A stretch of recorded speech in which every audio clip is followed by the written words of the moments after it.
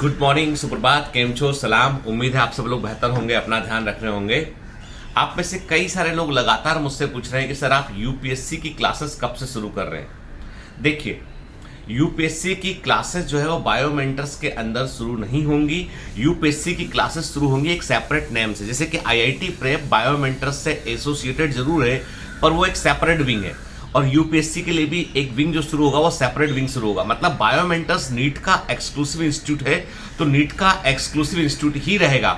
मतलब बायोमेंटर्स के नाम से यूपीएससी का क्लासेस, बायोमेंटर्स के नाम से आईआईटी का क्लासेस, बायोमेंटर्स के नाम से ओलंपियाड का क्लासेस, बायोमेंटर्स के नाम से कोई कॉमर्स का क्लासेस, ऐसा नहीं होगा। ठीक है, हर एक अपने आप में एक वर्टिकल है और वो वर्टिकल पर हमें पूरा ध्यान देना होता है। जैसे कि आईआईटी प्रेप का पूरा कोर्स डायरेक्टर, समझ लीजिए आपके आईआईटी प्रेप के जो सीईओ है, या आईआईटी प्रेप का पूरा कोर्स को डिजाइन करना, पूरी पॉलिसी को तय करना, सिद्धांत पूरे बायोमेंटर्स के, जो फंडामेंटल्स है वो बायोमेंटर्स के, सपोर्ट पूरा बायोमेंटर्स का है ना। और ऐसा कह सकते हैं कि इन्वेस्टमेंट पूरा का पूरा जो है बायोमेंटर्स की मेन कंपनी इग्नाइट ब्रेन्स का है। ठीक है, तो कहने का मतलब यह है कि आईआईटी प्रेप अपने आप में एक सेपरेट डिवीजन है, सेपरेट इंटाइटी है वो, और वो भास्कर सर के गाइडेंस में जो है वो काम कर रहा है। ठीक है, जो बेस्ट टीचर हैं, जो बेस्ट टीम है, यानी कभी आप आईआईटी प्रेप के जो मैथ्स के टीचर हैं, वीपीएस सर, यदि मैथ्स समझते हैं आप में से कई बच्चे, मतलब बायोलॉजी वाले बच्चों को मैं नहीं बोल रहा हूँ, पर जो मैथ्स वाले बच्चे, तो उनका एक या दो लेक्चर देखेंगे तो आपको समझ में आएगा कि कितना डिफरेंस है, कितना अच्छा मैथ्स पढ़ाते हो। मुझे खुद मैथ्स पढ़ाने का मन करता है उनका मैथ्स जब मैं सुनता हूँ। तो क्या होता है बेटा, कोई भी चीज को शुरू करने का मतलब ऐसा नहीं आप शुरू कर दिए फिर बीच में बंद कर दिए, एब्रप्टली कुछ भी शुरू कर दिए, कुछ भी बंद कर दिए, नहीं। उसके लिए प्रॉपर प्लानिंग लगती है, प्रॉपर एक जो है वो प्लान तैयार होता है कि कैसे काम करेगा, कौन इस कोर्स को लीड करेगा।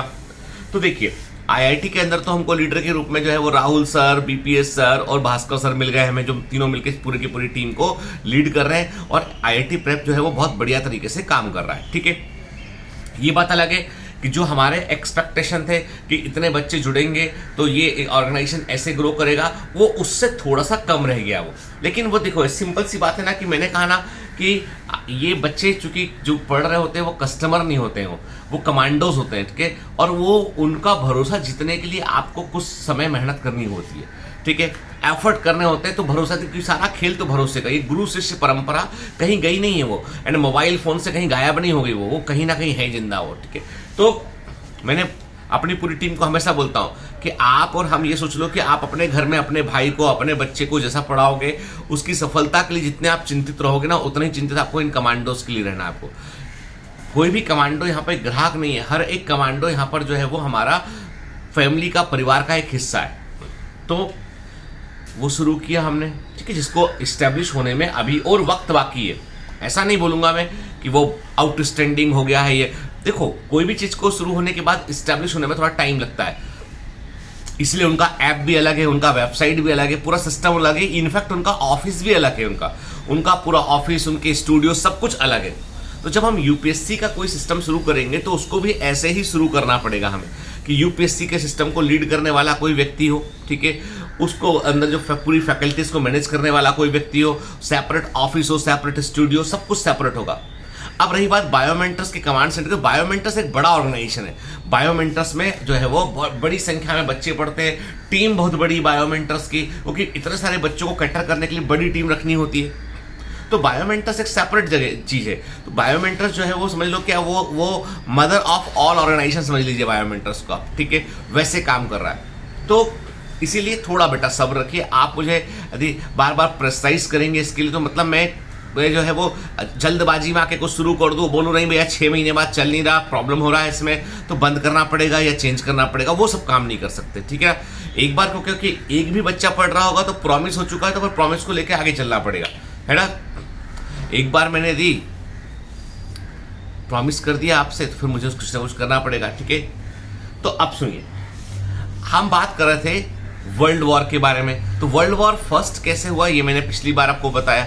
अब वर्ल्ड वॉर सेकंड की शुरुआत भी, अब देखो पूरा लड़ाई झगड़े का जो गढ़ है ना, वो लोगों को लगता है कि एशिया लड़ रहा है, लोगों को लगता है कि अफ्रीका लड़ रहा है। लड़ता हमेशा यूरोप है, यानी हर चीज की शुरुआत वो यूरोप ने की हुई है।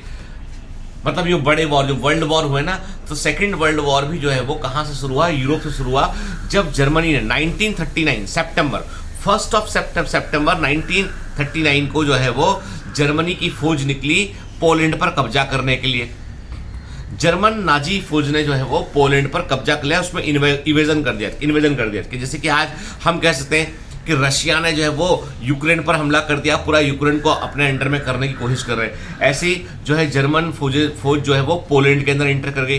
अब पोलैंड जो है उसका भी, जैसे आज हम बोलते हैं ना कि नाटो एक ऑर्गेनाइजेशन है, कि नाटो के किसी भी एक कंट्री पर यदि हमला किया तो नाटो के जितने मेंबर कंट्रीज हैं वो सारे के सारे जो है वो लड़ने आ जाएंगे। ऐसे यूरोप के अंदर भी एक पैक्ट था, पैक्ट का नाम मैं भूल रहा हूं उसका, तो वहां पे पोलैंड, ब्रिटेन और इनका फ्रांस, इनके बीच में एक पैक्ट था। तो हुआ ये कि जब से पोलैंड पर हिटलर ने इन्वेजन किया तो उसके बदले में रिटेलिएट करने की बारी आई पोलैंड की आर्मी की और ग्रेट ब्रिटेन की आर्मी की और फ्रांस की। तो इन्होंने जो है विरोध किया, अरे यूरोप में एक वॉर छिड़ गया। अब शुरू में इन्होंने भी ऐसी सपोर्ट, जैसे आज यूक्रेन को सपोर्ट कर रहे हैं, सपोर्ट किया उसका पोलैंड का, फिर उनकी फौज खुद लड़ने आ गई वहां पर, तो वॉर शुरू हो गया। और उस जमाने में कहते हैं कि जो हिटलर की फौज थी और हिटलर का जो कमांडिंग सिस्टम था बहुत स्ट्रांग था। मतलब हिटलर जो है वो कोई छोटा मोटा लीडर नहीं था, हिटलर जो है वो उसका एक ग्रेट मोटिवेटर था। हिटलर एक बड़ा पढ़ा लिखा समझदार ग्रेट मोटिवेटर आदमी था, साइंस को बड़ा मानने वाला था। लेकिन कहते हैं ना कि यदि 100 अच्छाइयां हैं तो एक भी बुराई यदि ऐसी होगी जो कहीं ना कहीं कोई भी लीक पॉइंट होगा, एक बड़ा भी जहाज जो है एक छोटा सा छेद होने पर पानी भरने लगता है, उससे वो डूब जाता है। हिटलर के साथ भी वैसे ही हुआ। उसकी जो यहूदियों की प्रति जो नफरत थी, उसकी नाजी जो उसका अंदर जो मानसिकता थी, उस मानसिकता ने जो है वो उसको डुबो दिया। अदरवाइज हिटलर जो है वो उतना कहते हैं कि उसके समकालीन जितने लीडर थे उनमें वो सबसे ताकतवर लीडर में से एक था। खैर, अब जंग शुरू हो चुकी। अब ग्रेट ब्रिटेन जो है और फ्रांस किया गया। अब हिटलर ने क्या किया, हिटलर ने जो है फिर देखा कि हिटलर ने जो है वो अपने समान मानसिकता वाले और लोगों को उसने उकसाया। जैसे कि फासिस्ट इटली के जो रूलर थे वो फासिस्ट मानसिकता के थे, तो उनको भी शामिल किया। तो एक तरफ से इटली ने उनका जो हिटलर का जो टारगेट था वो था कि पूरा सेंट्रल यूरोप उसके कंट्रोल में होना चाहिए। मतलब यूरोपियन कॉन्टिनेंट पर केवल और केवल जर्मनी रूल करना चाहिए और ये सब कुछ जर्मन आधिपत्य में होना चाहिए। जर्मन जो है वो कहते हैं ना कि जर्मन साम्राज्य जो है वो बड़ा होना चाहिए, जो जर्मन जो है वो इन्फ्लुएंस बड़ा होना चाहिए। साम्राज्य तो नहीं बोलेंगे, इन्फ्लुएंस बोलेंगे उसको हम, ठीक है। तो उसने इधर इटली से पैक्ट किया। इधर एशिया में जापान सबकी छेड़ करता फिर रहा था। छोटी सी कहने को तो जापान एक आर्चिपेलागो है, आइलैंड पे बसी हुई छोटी सी कंट्री है, पर साइंटिफिकली उस जमाने में बहुत आगे थी वो। बेहतर इन्वेंशंस, बेहतर वेपन्स के, और वो चाहे जब जो जापान वाले वो चाइना की छेड़ करते थे जाके, मतलब चाइना में, मतलब आप सोचिए जापान ने मंचूरिया आइलैंड से होते हुए वो अपना वो चाइनीज हिस्सों में कब्जा करना शुरू कर दिया। मतलब जापान एशिया में सरदर्द बना हुआ था, यानी एक जमाने में जापान एशिया का सरदर्द रहा है। वो चीन को परेशान करे रखा था। इतना बड़ा सा चीन, छोटा सा जापान, लेकिन जो है चीन की नाक में दम कर रखा था पूरा। तो चाइनीज जो रूलर थे वो बड़े परेशान कि भैया ये जापान ने तो हमको हैरान परेशान कर रखा है, ठीक है। और हुआ ये कि ये जो कन्फ्लिक्ट तो इस जर्मनी ने क्या किया, इटली के साथ और जापान से मिलकर एक एक्सेस पावर को तैयार किया। अभी चलो तुम उधर से कब्जा करते आओ एशिया में। जापान चाहता था कि पूरा एशिया उसके कंट्रोल में रहे, जर्मनी चाहता था कि पूरा यूरोप उसके कंट्रोल में रहे, ठीक है। इटली इन मिड में कि जो ठीक है, जो ज्यादा हिस्सा मिलेगा हम उसमें खुश रह लेंगे। इन तीनों ने जो है वो एक कॉन्स्पिरेसी की कि हम ऐसे आगे बढ़ते हैं, कब्जा करते हैं। अब हुआ ये कि जब ग्रेट ब्रिटेन, फ्रांस और बाकी यूरोपियन देश जो है वो साथ में आए कि भैया नहीं, इससे तो लड़ना पड़ेगा इससे। उस समय सबसे बड़ा प्रभाव था सोवियत यूनियन का। सोवियत यूनियन भी जो है वो ब्रिटेन के साथ में आया। सोवियत यूनियन जो है वो जर्मनी के अगेंस्ट लगा, उसे मालूम था यदि एक बार जर्मनी ने पूरे यूरोप पर कब्जा कर लिया तो ये यूरोप का पूरा एकीकृत यूरोप, ये इंटीग्रेटेड यूरोप जो जर्मनी के अंडर में होगा वो रशिया को परेशान, सोवियत संघ को परेशान करेगा। सोवियत यूनियन के लिए सरदर्द बन जाएगा वो। तो सोवियत यूनियन भी शामिल हुआ इसमें। अब एक बड़ा वॉर छिड़ गया क्योंकि हर एक को अपने अपने हित दिख रहे थे और वॉर छिड़ गया। अमेरिका इस पूरे के पूरे वॉर से अलग था। अब वॉर का नेतृत्व कौन कर रहे थे, इसे कि हम देखें तो विंस्टन चर्चिल जो है वो इंग्लैंड से थे इसमें, ठीक है। और हम कहते हैं कि जापान में हिरोहिटी करके कोई थे, वो जापान के अंदर थे यहाँ पे, और मुसोलिनी थे इटली। तो मतलब ये सब जो है, ये सब लोग जो है वो बड़े बड़े लीडर जमाने के थे, ये जो इस वॉर में अपने अपनी कंट्री का नेतृत्व कर रहे थे। कहते हैं कि सबसे बड़ा नुकसान जो है ह्यूमन रेस को जो है इसी वॉर से हुआ। इस वॉर में तकरीबन 85 मिलियन के आसपास लोगों की डेथ हुई। तो मतलब सोचिए 8.5 करोड़ से अधिक लोगों की जो है वो मृत्यु हुई है इस वॉर में के। 8.5 करोड़ से अधिक लोग जो मारे गए, और मोस्ट ऑफ दिस में सिविलियंस थे। कहते हैं उस जमाने में तकरीबन जो है वो 10 करोड़ लोग वॉर में इन्वॉल्व थे, वॉर में जो है वो पार्टिसिपेट कर रहे थे। हर कंट्री में पूरे समय सब तरफ, यानी जो भी साइंटिफिक इन्वेंशन हो रहा था, जो इन्वेंशन हो रहा था, जो भी साइंटिफिक इन्वेंशन हो रहा था, जो भी वैज्ञानिक प्रगति हो रही थी, वो सब वॉर की दिशा में हो रही थी, जो है ना वॉर के लिए। फ्लेमिंग ने जब अलेक्जेंडर फ्लेमिंग ने जब एंटीबायोटिक खोजा तो उन्होंने कहा ये भी वॉर में काम आएगा, क्योंकि सैनिकों के घाव को ठीक करने के लिए। कहने का मतलब ये है कि पूरी दुनिया जो है सिर्फ और सिर्फ युद्ध के बारे में सोच रही थी, और उस समय तक एरोप्लेन और एडवांस हो चुके थे, क्योंकि जो जेट प्लेन थे वो, और वेपन्स और मॉडर्नाइज हो चुके थे, इसलिए अधिक जो है वो कैजुअलिटी हुई। सबसे अधिक नागरिक मारे गए एलाइड पावर्स के, मतलब कहते हैं कि सबसे अधिक जो है जो जीते, जो फाइनली जीते, एक्सेस पावर को हारना पड़ा, पर जो फाइनली जीते उन लोगों के सबसे अधिक नागरिकों की डेथ हुई उनकी। और उस समय जो अमेरिका जो है उस पूरे वॉर में इन्वॉल्व नहीं था, तो उस समय तटस्थ अवस्था में था, लेकिन जापान ने जो है वो उसके मर्चेंट शिप्स को, जो फर्स्ट वर्ल्ड वॉर में हुआ वही सेकेंड वर्ल्ड वॉर में हुआ, तो जापान जो है उसके पर्ल हार्बर की घटना की बात करें कि उसके एक आइलैंड पे कब्जा करके सैनिकों को मार दिया, ऐसे उनके जहाजों को डुबाना शुरू किया, और बलून बम फेंक के जो अमेरिका में जाके गिरा करते थे। तो अमेरिका जो ने अमेरिका ने एक्चुअली वॉर अगेंस्ट जापान उन्होंने छेड़ दिया कि उनको इधर से कोई मतलब नहीं था यूरोप से, वो जापान से लड़ रहे थे अमेरिकन।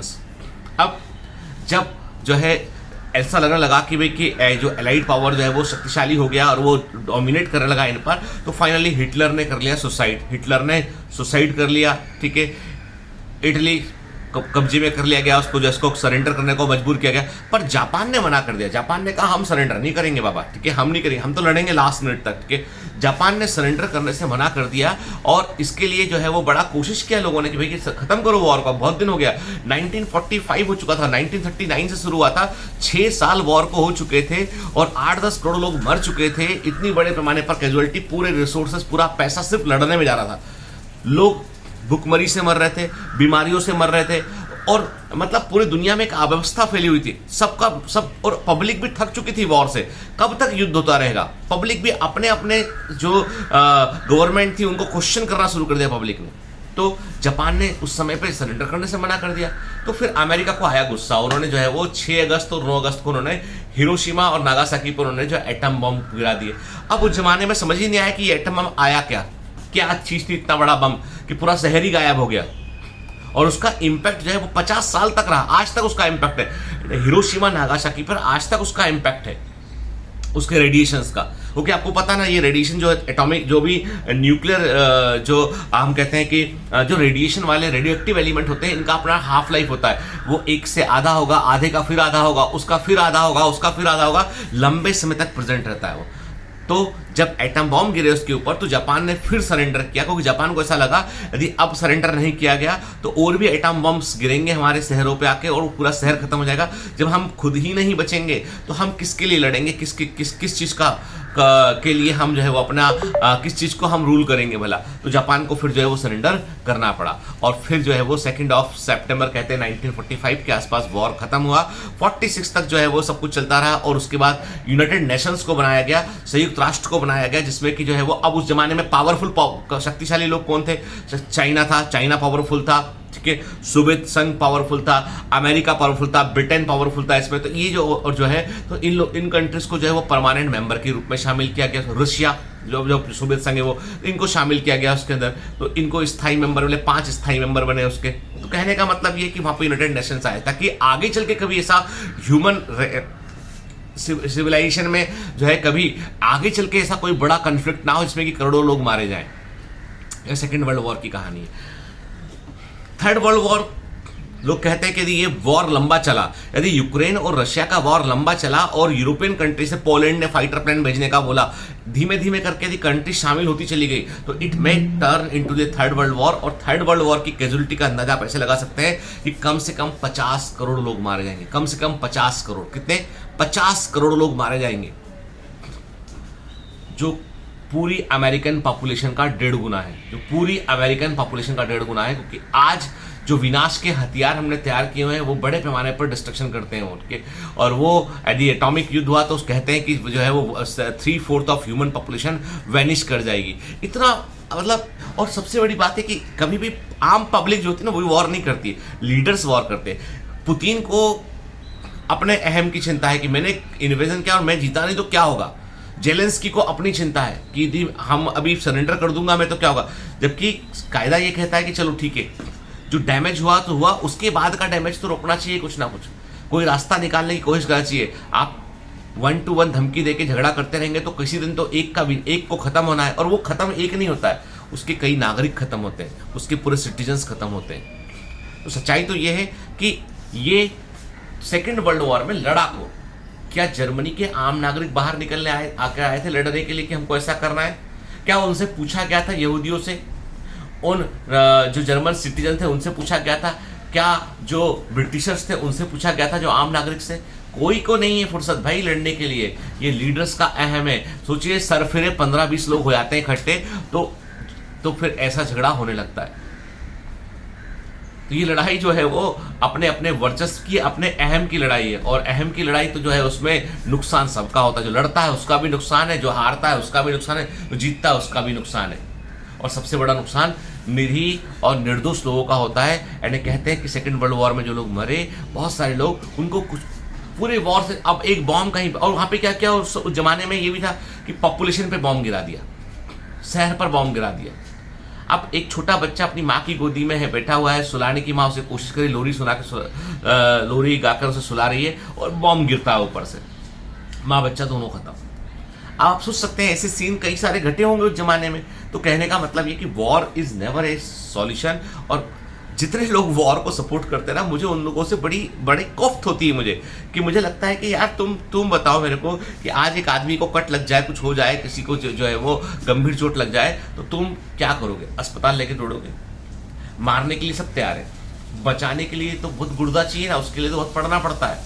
मारने के लिए पढ़ना नहीं पड़ता ना, बंदूक की गोली के लिए थोड़ी ना पढ़ना पड़ता चलाने के लिए, वो तो बगैर डिग्री के चल जाती है। लेकिन उस गोली को निकाल कर किसी को ट्रीट करने के लिए बहुत ज्यादा पढ़ना पड़ता है। तो वही वाली बात है। इसलिए पीस, शांति से बड़ी कोई चीज नहीं है। और सबसे बड़ी बात तो यह है कि आज हम ह्यूमंस को तो दूसरे प्लेनेट, दूसरे ग्रह, उनके बारे में सोचना चाहिए कि देखो अर्थ है, अर्थ के अलावा और क्या पॉसिबिलिटीज बाहर हैं, लाइफ आउट ऑफ दी, हम कहते हैं कि जो है वो हमारे जो है वो स्पेस में और क्या जीवन की संभावनाएं हो सकती है। अरे कितना सारा काम करने को है, तमाम तरह की बीमारियां हैं। कोविड ने भी मिलियंस ऑफ लोगों को खत्म कर दिया। इतनी सारी बीमारियां हमारे आसपास में, उनके इलाज ढूंढना चाहिए। कैंसर आज जो है वो बड़ा पैमाने पर फैल रहा है, उसका इलाज ढूंढना चाहिए। मतलब कहने का मतलब है कि इतना कुछ करने को है। उसके बाद हमें सिर्फ क्या करना है? हमें लड़ना है, वो भी व्यर्थ में लड़ना है, जिसका कोई औचित्य नहीं है। चलिए, तो ये हो गई दोनों वर्ल्ड वॉर की कहानी, पूरी शॉर्ट में बताया मैंने आपको। ठीक है, कोशिश किया है कि आपको हिस्ट्री थोड़ा समझ में आए चीजों का, ताकि आप मुद्दों को आप समझ सकें। अब वर्ल्ड वॉर की बात नहीं करेंगे, अगली बार को अच्छी कहानी पर बात करेंगे। All the best, bye bye.